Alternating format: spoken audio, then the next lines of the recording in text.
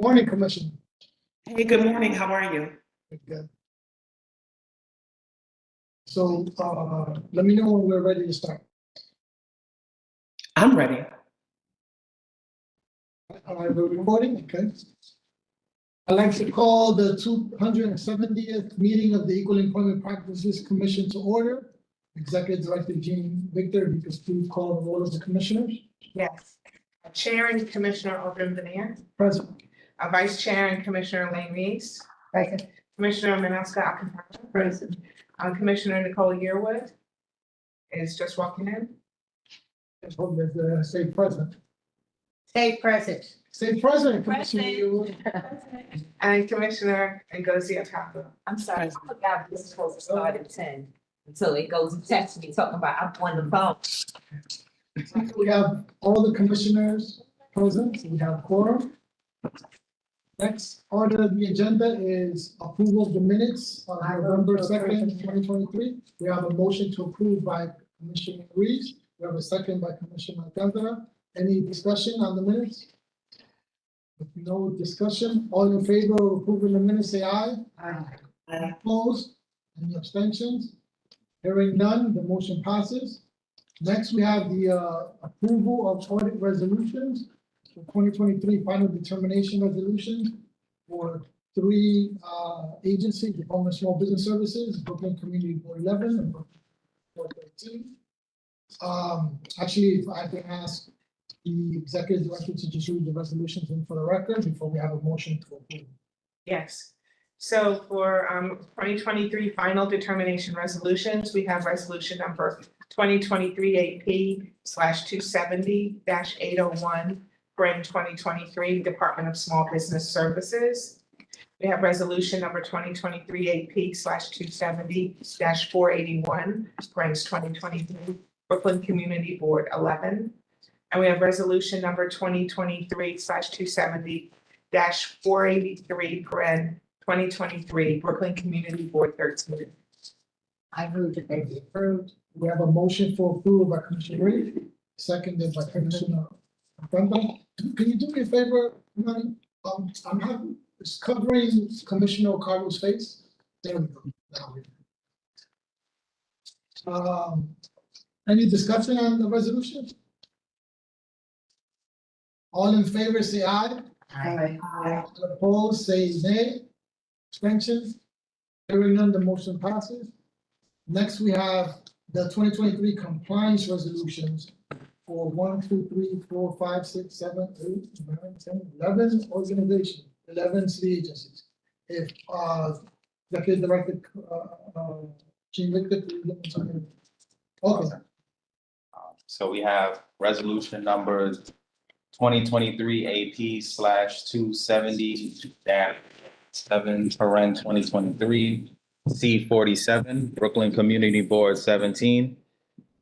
Resolution number 2023 AP/270-488, paren 2020, C48, Brooklyn Community Board 18. Resolution number 2023 AP/270-473, paren 2023, C49, Brooklyn Community Board 3. Resolution number 2023 AP/270-059, paren 2020, C50, Board of Standards and Appeals. Resolution number 2023 AP/270-901, paren 2023, C51, Office of the New York County District Attorney.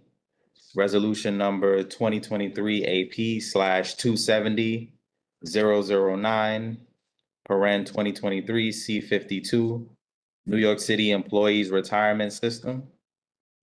Resolution number 2023 AP/270-827, paren 2023, C55, Department of Sanitation. Resolution number 2023 AP/270-472, paren 2023, C56, Brooklyn Community Board 2. Resolution number 2023 AP/270-474, paren 2023, C57, Brooklyn Community Board 4. Resolution number 2023 AP/270-486, paren 2023 C60, Brooklyn Community Board 16, and resolution number 2023 AP/270-482, paren 2023 C61, Brooklyn Community Board 12. I move that they be approved. Have a motion to approve by Commissioner Reeves. We have a second. Second. Second, Commissioner Yearwood. Any discussion on these? So these are ones that we're gonna be signing certificates for? Or it's the next batch that we have to sign certificates for? Yes. For this batch? Yes. All right. And for the next batch. Correct. Any discussion? So all in favor of approving these compliance resolutions, say aye. Opposed? Abstentions? Hearing none, motion passes. Next, we have the 2023 final determinations and compliance resolutions. Could you please read them into the record? Sure. The 2023 final determinations and compliance resolutions, these are the agencies that came into compliance during the final determination, when we issued the final determination. So we have resolution number 2023 AP/270-485, paren 2023 C53, Brooklyn Community Board 15. The resolution number 2023 AP-270-480, paren 2023 C54, Brooklyn Community Board 10. Resolution number 2023 AP/270-002, paren 2023 C58, Office of the Mayor. Resolution number 2023 AP/270-484, paren 2023 C59, Brooklyn Community Board 14. I move that they be approved. So we have a motion to approve. We have a second. Second. Commissioner Yearwood seconds. Any discussion? Now, these are the ones that had corrective actions and then they cleaned them up To them. and then they're now in compliance. So these are the ones that were not in the compliance monitoring program, but they addressed whatever corrective actions they had before they went into the compliance And monitoring. then they addressed all of them to our satisfaction. Now Yes. they are in compliance. Okay, excellent. All in favor of approving these resolutions, say aye. Aye. All opposed, abstentions, hearing none, the motion passes. I want to take a moment to, yes? I just have a question as to what our total number of approvals is for the year. How many people have gone through the audit? Have we made our number? We are up to compliance resolution 61 for the year. 61. 61, yeah. Not So- 59. 61. 61. And we were supposed to be at 64, we think, right? At the last meeting, we said we were going to be at 60. Okay. Excellent. Perfect. Perfect. I also, yes. Also like to recognize that I know Imani, I know Executive Director Jean Victor and others, and were here as well until 10 o'clock at night, waiting for the last stragglers to submit all their documentation so that we can issue compliance certificates on behalf of those agencies. So thank you for working into the late hours of the evening to make sure that we were able to get these out by today's board meeting. And I assume it's somewhat of a promotion or should we recognize the new face at the table? There's been no official promotion at this point. All righty. Next, we have old business. For old business, we have the budget fiscal year 2024, status update from Executive Director Jean Victor. Yeah, I just wanted to keep the board apprised of what was happening with the budget. The OMB called for the next PEG when we made our submission, basically saying we addressed it in the initial PEG. That wasn't really something that they felt was addressed, but they understood our situation and they said that they would, they didn't require me to submit anything further. So that was one good thing. And I wanted to mention that we had a meeting a week or so ago with the Vulcan Society and convened at the request of Council Member Natasha Williams. And we made our pitch at that point. And just to note that the Vulcan Society had its own issues that it wanted addressed as well. And I had a subsequent conversation with the law department after that meeting. And I reported the allegations that I had heard. They were fully aware of almost everything, and they said that they were addressing it. I also informed them that the fire department is on our list of agencies that's going to be audited in this coming year. And I also offered that we can take a look. Now that we know about some of these allegations, we can take a look at some of the other standards that may have been implicated by these allegations. Commissioner Reese? Their allegations raised an issue, and I'm not quite sure what our response is to it. So it's a policy issue that is troubling, and I don't know how to deal with it. One of the allegations that I read, so it's third hand, is that they felt that the Black members did not have a counselor who was sympathetic to their problems. There was not a Black counselor. And it's troubling to me. Does that mean that we need to make sure, as we audit, that if there is a high percentage of Asians, if there's an Asian counselor, and if there's a high percentage of Hispanics, that there's a Hispanic counselor? I mean, that allegation is a troubling one, in that the employee is looking for someone who is like them to share their problems with.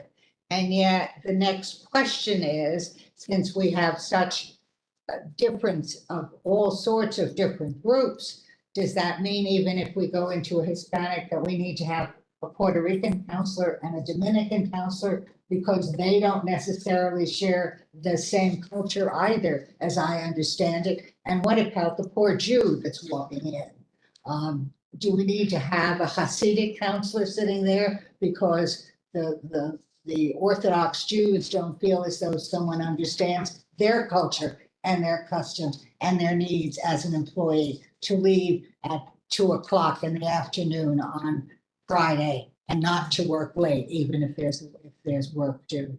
I'm very troubled by it, and troubled by whether, as we do an audit, we never look at the complexion or the culture of the EO officer, assuming that what they are is impartial and are really only looking at the issues, not needing to have to understand the cultural barriers that lead to that issue. So I just raise it because that was it came through as that being one of the allegations. And I don't understand what we do with it, if we do anything. Commissioner Yearwood? So I think that the issue more so specifically for the fire department is the historic racism that has taken place in the department. So I think that makes the issue somewhat unique. There's only about, the last time I knew a count of Black firefighters, it was like 300.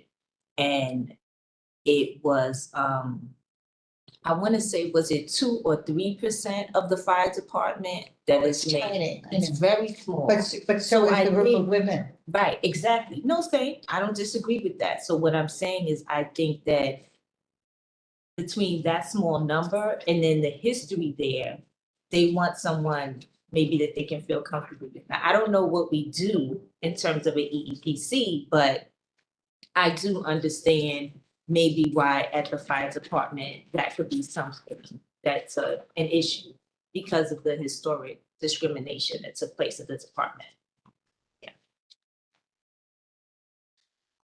The meeting that was held. So, Councilmember Natasha Williams, who chairs the oversight committee for us in the city council, has taken a really proactive stance in setting up meetings with advocates or potential allies that can serve to help promote the EEPC's mandate and the need for the mandate when it comes to budget hearings and negotiations. And Councilmember Natasha Williams has already convened a meeting with DC 37 to help, so that we can educate them on what we do and that they can be a signatory to a letter that is drafted by Natasha Williams and I believe co-signed by us to the mayor and the budget office to advocate against PEGs for the EEPC and for the Commission on Human Rights. Then she also scheduled a meeting with the Vulcan Society. I recognize Commissioner Yearwood when I finish my thought. She also scheduled a meeting with the Vulcan Society for the same reason, to allow EEPC to state what it is we do. Often that's the first time agencies here or advocate groups hear about what we do. Sometimes there's confusion about what we do in relation to what the Commission on Human Rights does. We don't look at individual complaints or allegations. That's something the Commission on Human Rights does. We just look at agency practices, protocols, and procedures around EEPC frameworks and in our audits. And we also have a research and educational arm to us. But in this particular meeting, the Vulcan Society offered a series of different allegations of discrimination that African-American members are facing in the fire department.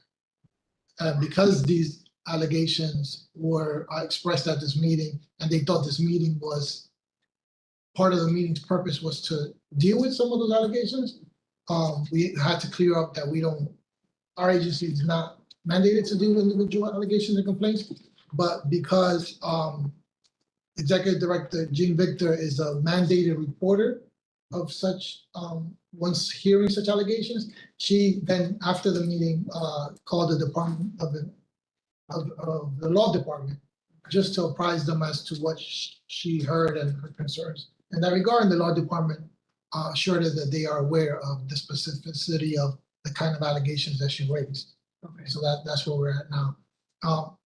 In terms of so Commissioner Reese's comments were in relation to that.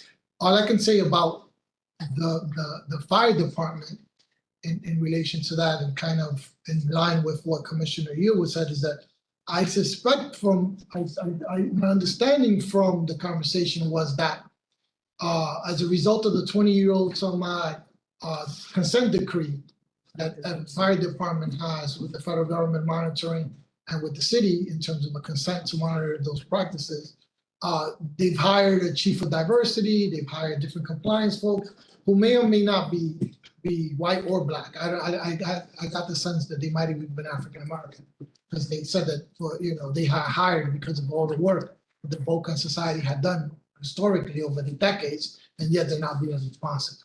So I don't even know what the backgrounds are of the people who hold in those positions, but whatever the background are of those individuals, at least the Vulcan Society is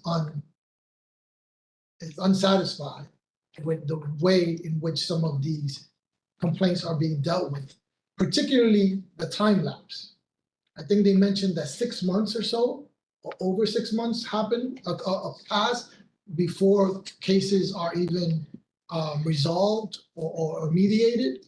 And that led Executive Director Jean Victor and myself to think, maybe how long EEO cases take to be addressed and resolved should be a key performance indicator or a point of measurement for us in our audits.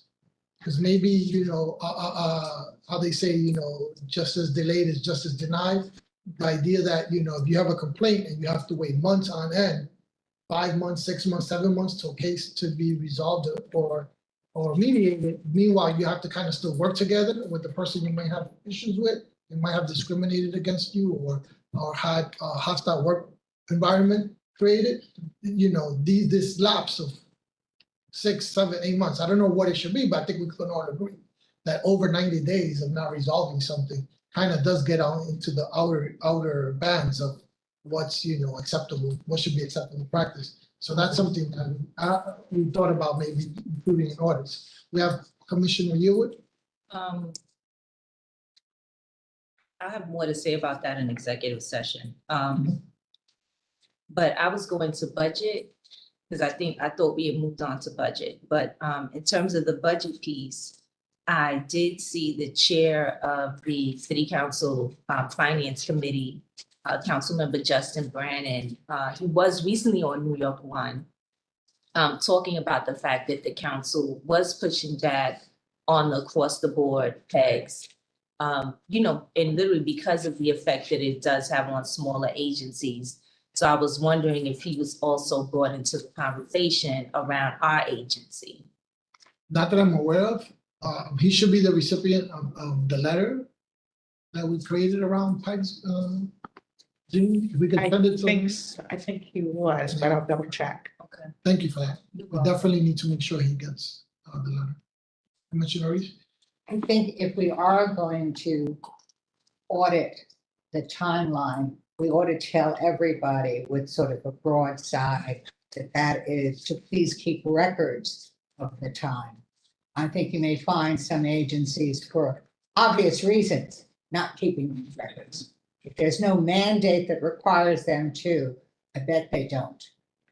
Well, we do have we do require that they complete a complaint log with the time and date that, you know, complaints are received and the dates that complaints move through the system. Now, do we check that?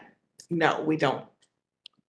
So in this particular audit type that we're doing now, we don't do as deep of a dive. We just kind of make sure that they are capable of tracking and that they have tracked on some level. But in the other audit type we were doing before, like the sexual harassment or previous complaint related audits, there is a standard where we do look at specifically certain case files and the time elapsed and making sure parties were adequately notified if there was a delay in the process, et cetera. So this current audit type, we don't look as deep into the specific case files. We just look at the general log, not the time elapsed in specific case files. It might make some sense. I mean, given the complaint, and it may just be the fire department, but we may find that that is something that's happening around, particularly when the EO officer has had to be replaced and there was no EO officer for a period of time. You may find that the complaints just sit there and wait until someone comes in. So we might want to look at that, and then that would be a further thing that has to be brought into compliance. Having said that, do we have a timeline that we think ought to be recommended so that it's done in a timely manner? Is that 3 months, 4 months, 6 months? Do we have some knowledge of what the average is and then hold everybody to an average? It should be in the So policy. yeah, it's 90 days in 90 the days. policy, So- and then, yeah. with- So it is 90 days in their policy. They follow the city policy. Okay, so it's 90 days, of course. Okay. So then I we just think should, that this is, we should make sure that people are complying with it. this is a good opportunity maybe in the new year at one of our meetings to do a deeper dive in terms of the audit questions, because this is another example of commitment versus compliance. So, you know, do you have a log, right, a complaint log? So they just show you the complaint log.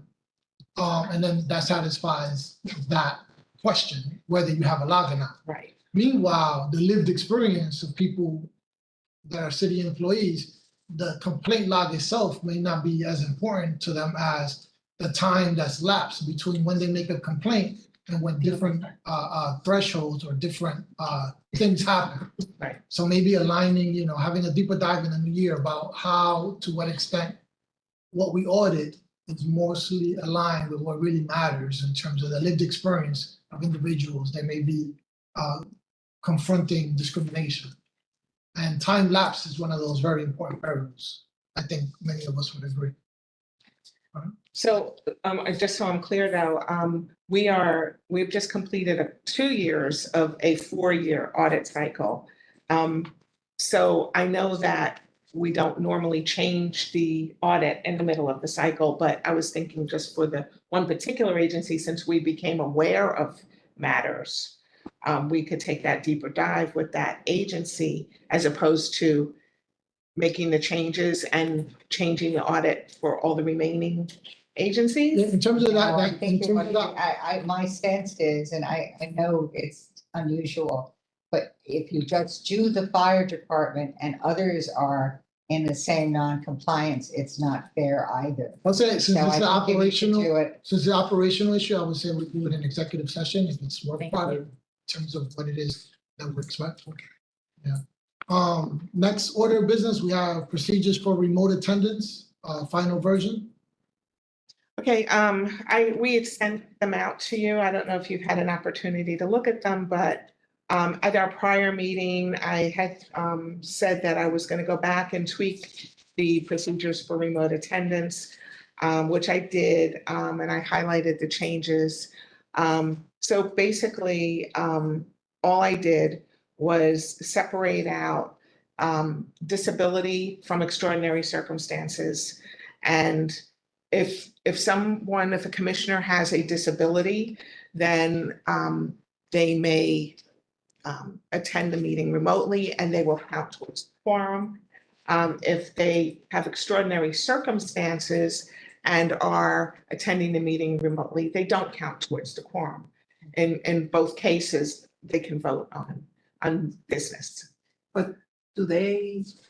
Does that count towards the no-show rule that we had, that if you lose 30% of the meetings, then you're out? Remember that we had? Not So for if you remote participate, attendance. remote attendance counts as participation. Yes. Perfect. Just not the quorum. Okay, got it. If you're allowed to vote, you attended. Okay. Good. No, but I think because we have quorum, and goes is Quorum. allowed to vote. Yes, Yeah. those is Commissioner Akaru's Yeah. vote counts and is counted in minutes and even though it's not for quorum, but for votes, yes. Okay, so if there's. Because that's the same in-house as with quorum- community boards. Yes. Yeah. There's in-house quorum, you're here. No, if there's in-house quorum, remote votes count. Correct. Okay. So they are in Understood it attendance. different. Okay, perfect. So if there's no other changes, that's the final version. I can accept the changes and we'll send it out to you. Sounds good. Next, we have guidelines for commissioner payments, final version. So also, again, we spoke about that at the last meeting. We spoke about the specific instances. So I took that same memo that I had given out before, like I think it was in July, and I added those specific instances just to be clear and sent it back out again. So if you had an opportunity to look at it, So for clarification, yes, if you are going to those meetings that that you call that are quarterly, if you request a commissioner to attend, the commissioner is paid. If the commissioner decides to attend and is not requested, the commissioner is not paid. Correct? That is my understanding. Thank you. No new business was emailed to us for the agenda, so that is correct. We'll move to the audit update, agency snapshot. Pico? yeah, you want to do it? Okay. All right, so Do we have anything that I said? Do you have anything on agency snapshot? The data that I sent to them?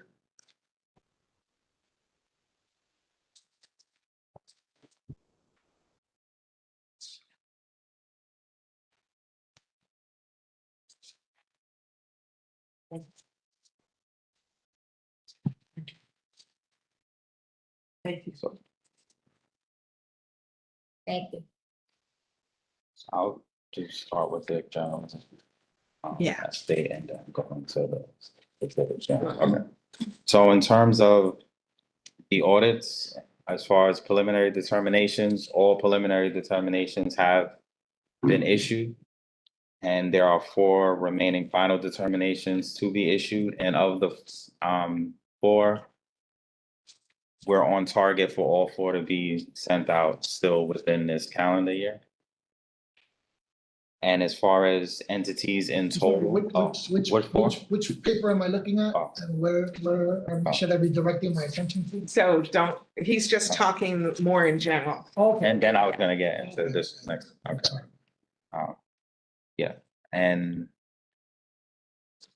as far as entities that are still either those included for the final determination and ones that are still in compliance monitoring, there are 15 entities, 7 community boards, 8 bigger agencies, and of the community boards, 6 of them are scheduled to still conclude this month. So now I'm gonna get into the snapshot with this. So as far as the agencies that are before the board now, we had the Department of Small Business Services, Board of Standards and Appeals. Out of Yeah, the that's what I 7 want to tell you. So initially, when we send out a preliminary determination, we tell them the number of corrective actions. So in the Department of Small Businesses, at their preliminary, they had 12 corrective actions. And what is the 7? So then they have an opportunity to respond to us and they say, oh, you said we had 12, but we really had these documents, you missed them or whatever it is. And then we reissue again and we say, Okay. how many corrective actions you have? Now you have 7. Okay, good. So the first one is the one that we Preliminary. issue? The second one's the final. Okay. And the 7, they still need to correct those 7 for us to give them final determination. Correct. Okay, Yeah, sorry. no, it's fine. And with Boards of Standards and Appeals, they had 13. They have 12 outstanding. The Office of the New York County District Attorney, they had 9. There was just 1 left, but they have since implemented that. And New York City Employees Retirement System, there was 14 at the preliminary stage, 13 at the final stage, and they were also able to be concluded. Department of Sanitation, there were 6 at the preliminary stage, 4 at the final, and And you asked for the average corrective action, so I took the average. There were 11 at the preliminary and then 7 at the final. And this was in response to Commissioner Reese's. We're doing this in response to Commissioner Yearwood or Reese? Commissioner Yearwood asked for the community boards, and then there was some discussion about, well, what about all the agencies that are before us today? So it looks like there are fewer agencies because what happened was in the last day or so, we've been adding agencies to the list. So this wasn't done, this was done like last week. Okay. So Commissioner Yearwood, is this the kind of information, does this meet the kind of expectation you have for your information request? Yeah, For us this is to do fine. this on an ongoing basis? Yeah. And just for community boards, which borough? Is he? All this is Brooklyn. Brooklyn this year. They're all Brooklyn, so Okay. that was my That's what question. And how many overall community boards in Brooklyn? 18. Yeah, when I saw 18, I was like, I know this ain't Manhattan. Yeah, Thank and you. no problem. And then just as far as the bigger agencies, there was a question about the kind of most prevalent corrective actions that were received. So it was in regards to overall training plans, like implementation of training. The second was the annual workforce review to look at their statistical information between the principal EO professional, HR, and the agency head.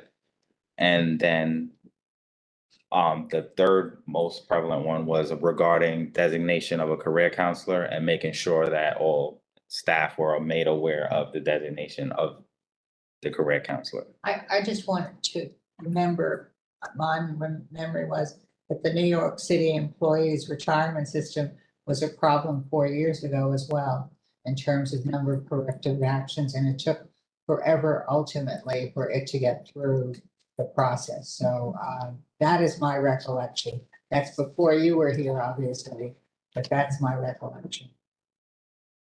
So Commissioner Yearwood had asked for the community boards, what was the most prevalent corrective action? So that's what this chart is on the next page. For all the community boards that we looked at, which was Community Board 3, 10, 11, those were all the ones from this.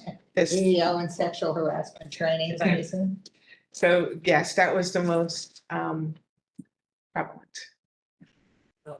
And I wrote down what that corrective action was under average corrective actions. So that's no more. Change. And the recruiting of EEO and structured interview. Yes. Now, as I remember, the community boards do not, the responsibility for recruiting members is at the borough president's level. It is not done by the community board's executive. So this is just EO officers for the 4 or 5 employees that exist at the community board.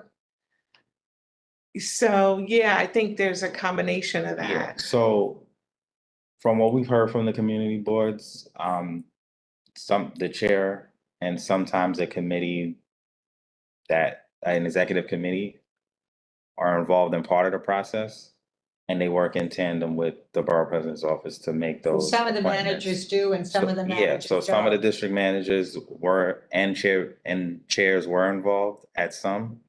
And in others, it was just the chairperson and the committee that were involved and not the district manager. So we found both instances. Some, the district manager was involved, and some, I think one of the kind of separating points were obviously the appointment of the district manager themselves would be the chair and the committee, but sometimes like community assistants, community coordinators, community associates, the district manager will also be involved in those appointments as opposed to, yeah. So understanding EEO and sexual harassment training does not mean, even if that was, audit showed that they did have EEO and sexual harassment training, it doesn't mean all the members of the community boards. It only means hierarchy. Yeah, the That staff, only means employees, Yeah. not appointees. yes. Which we want to change Yeah, going that's what, forward. yeah. Understand, I was just clarifying what this represented. Yeah. Now, Any other questions related to this? Anything else? Thank you for that. Thank you. Yep, thank you for this. Next, we have agencies not in compliance.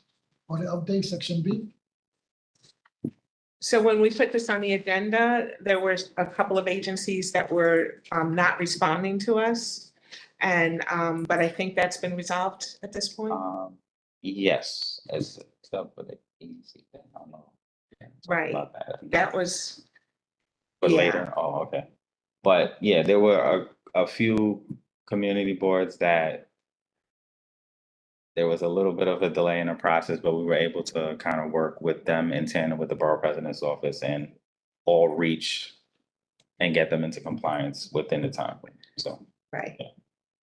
And as Menelik was alluding to, there was one agency, I think I put a letter in to the agency as a draft to basically say, EDC, we audited you by way of your consent. You seem to have revoked that, and we're confirming that that's what you're doing. But we like that, if they're going to revoke it, we like that in writing. Yeah, I've already asked for that and haven't gotten anything, so that's why I'm writing at this point. Yeah, I was Because, say you wrote them to get, yeah. yeah, But they should, yeah, but like they're in affirmative, and should say that they revoked their consent to be audited. yes. is it something where you should copy the mayor? Yes, they were under. Oh, it's not a bad idea. I mean, it's a mayoral appointment and the mayor should have some concern about the fact that the Economic Development Corporation is not abiding by EO policy. Essentially, by withdrawing from the audit, you're not, should we assume that it indicates non-compliance with the city's EO policy? I don't want to make that leap to say they're not in compliance, but they Well, you certainly are determined not. not to have us audit whether or not you're in Yes. compliance. That is the statement. You made the determination that you do not wish us. We are charter mandated to order every city agency, and you do not wish us to. Are they a city agency? No. Sorry, I just want to interject. No, I I'm didn't say. excusing myself. Remember, I'm not on the conversations about EDC, so I'm not involved in this discussion because I'm on the EDC board. Okay. Thank you for that.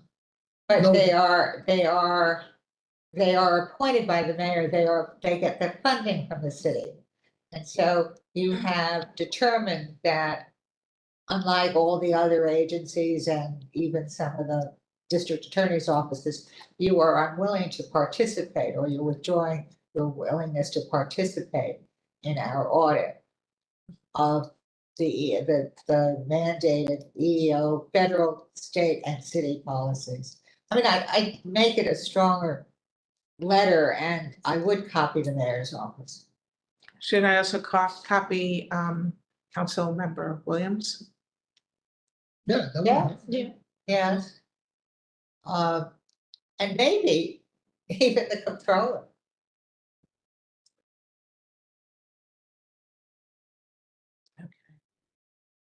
I mean, I've raised that, I'm not sure that. I look I at- agree. That makes sense. It makes a lot of sense. Yeah. That's where the money comes from. The EDC. And they will be auditing us, so now they will know. What can that be audited? The control. They audit us. How they control this, yes. Next agenda item is the research update. Request for data from community colleges. That would be Russell. So in relation to local law 13, CUNY each year will give us some data on all the stuff that we need to do the report.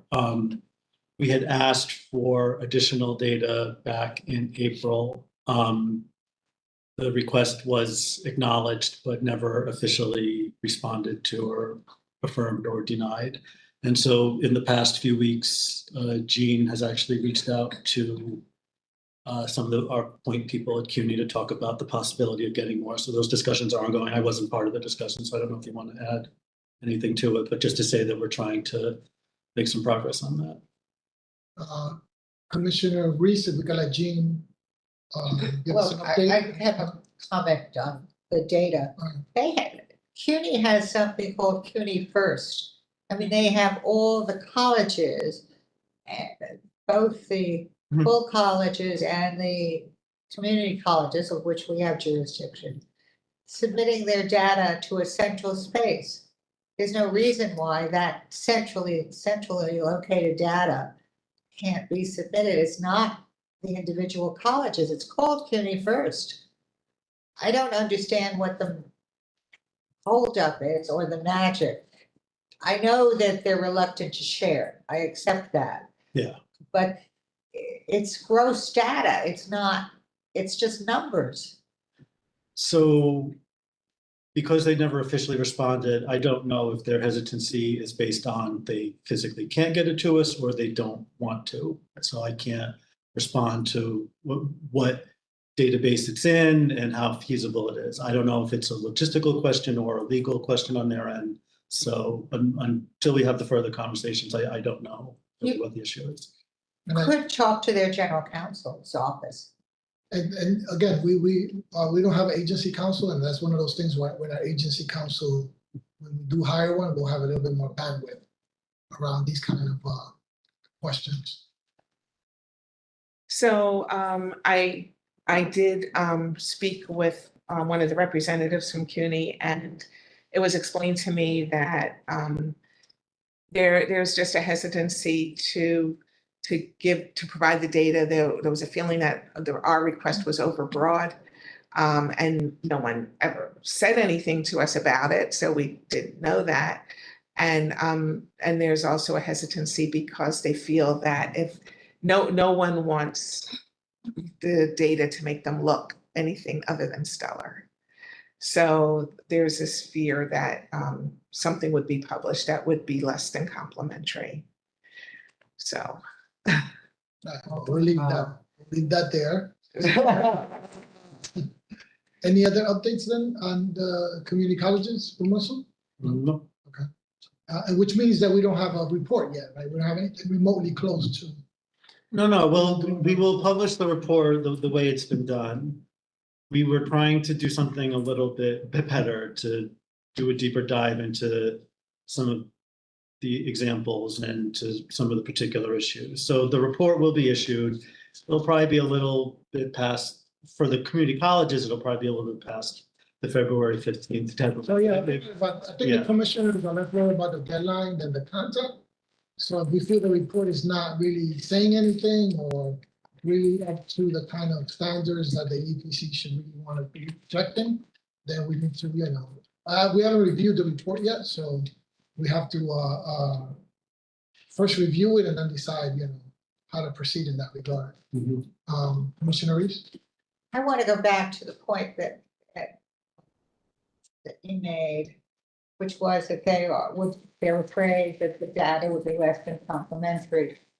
With not having the data, what are you going to say about the community boards, about the community colleges? So the data that we have, I don't know if you remember the report from last year, it would basically look like the report last year in terms of both the style and the content, and that's what it's going to look like. In terms of some of the potential issues in terms of what we're diving into, you're right, I don't have the data. I can't say what the conclusions that we would draw are or what we would dive into. So if they have concerns about that, I can't respond to them until I see. No, but if you haven't gotten the data and therefore you've done it with others, what will you say about that institution? So. Oh, what will I say about that? Your finding would be that I can't make a finding because they didn't communicate the data to me? The conclusion would be, this is all that we can talk about, which will be in the report, which is the prepackaged data that they give us, and this is all that we can say, and we've made a request for additional information that, and we have not received what we've asked for. That's how I would frame it. We could talk about that in executive session, because that's more about strategy. Because if we're doing reports without the appropriate data, then why have the need for data in the first place if we're gonna keep complying by just issuing reports that are unbased on the actual data? So, but I'm back, Gina, even though you are not counsel, you are, as I remember, a lawyer. It seems to me that you could call the office of the CUNY's law office and indicate essentially what he said. I mean, we're going to issue a report anyway. The report's going to show that you weren't in compliance. I've spoken to the people, they're concerned that we're going to show you in a bad light. It can't get any worse than you didn't comply. Yeah.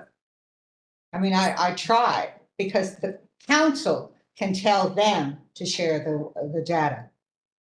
Yeah, that's what I was going to next. We could discuss a strategy for how to approach the council to make sure that the appropriate pressure is applied so that. And we can do that in executive session. Yeah. Next, we have requests for additional data from DCAT. So that, if you may recall, we have entered into an MOU with them to get data on city personnel. So we're just have filed an amendment with them to revise the MOU to get a few more things that we need. No official progress has been made, but I'm reasonably confident that we will get what we want. It just will probably take some time, but I don't know for sure. So I'm going to draft the amendment and send it over and then see if they're okay with it, as opposed to having them draft it. Yeah, that's okay. The point, section 9 is cut off from my. It's an adjournment, that's the adjournment. That's the adjournment? Yeah, I looked at that, I looked it up. That's simple enough then. So, And then prevention of sexual harassment Yeah. training. yep, so we're gonna adjourn, I believe, going to executive session to have just 1 or 2 personnel or operational issue conversations. And then the commissioners are going to continue with part 2 of their training. Prevention of sexual harassment once in the again. workplace. But sexual harassment, we have to walk across once again to the municipal building. No, No, that was for the ID. That was for the Yeah, idea. that was just for the ID. This is the one where we have a conversation about shoulders and no touching on the shoulders, because I Commissioner hope y'all Yewood, looked that that's up. the Commissioner Hope y'all Yewood, looked that up. that's the Commissioner Yewood I was doctrine. I was actually Doctor? talking to my husband last night about Did it. we cut the recording? So we have a motion to adjourn? Yeah. Motion to adjourn for Commissioner Alcantara, seconded by Commissioner Okaru. All in favor, say aye. Aye. Opposed? Abstentions? Hearing none, we are now adjourned. If we can, yeah, stop the So recording. what does Nicole, your We're gonna have to husband take say? the public. Imani, am I going to a We're different? still live. Hold on, we're still live. Hold on. Well, yes, you would jump on the executive session link. Okay, so I'm gonna leave this one and go to the other one.